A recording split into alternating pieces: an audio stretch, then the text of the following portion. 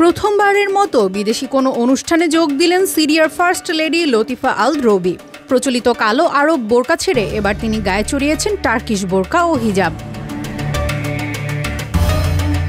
সম্প্রতি তুরস্কের আন্তালয়ায় স্বামী প্রেসিডেন্ট আহমেদ আল শারার সঙ্গে কূটনৈতিক ফোরামে যোগ দেন তিনি। সেখানে তিনি নারী ও শিশুদের সুরক্ষা বিষয়ক কর্মকাণ্ডে যোগ দেন।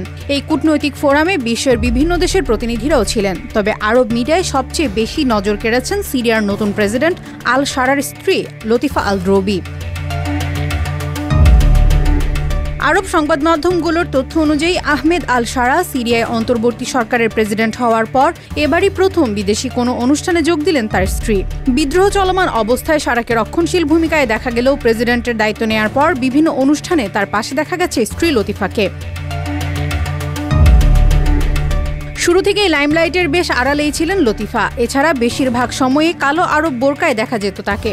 তবে ১১ এপ্রিল থেকে শুরু হওয়া এই আন্তর্জাতিক ফোরামে লতিফা বদলে ফেলেছেন নিজেকে। টার্কিশ বোরকা ও হিজাবে নজর কেড়েছেন সবার। তুরস্কের ফার্স্ট লেডি এমিনি এরদোয়ার ফ্যাশনের সঙ্গেও তার মিল খুঁজে পেয়েছেন ভক্তরা।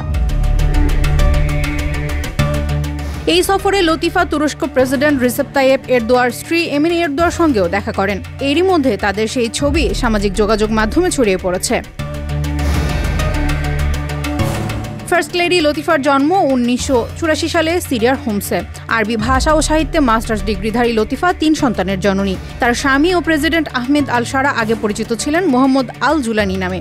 সিরিয়ায় ৫৪ বছরের স্বৈরশাসনের অবসান ঘটানোর মাধ্যমে বাশার আল আসাদকে হটিয়ে আল শারা চেষ্টা করছেন নিজেকে নতুন পরিচয়ে গড়ে তুলতে।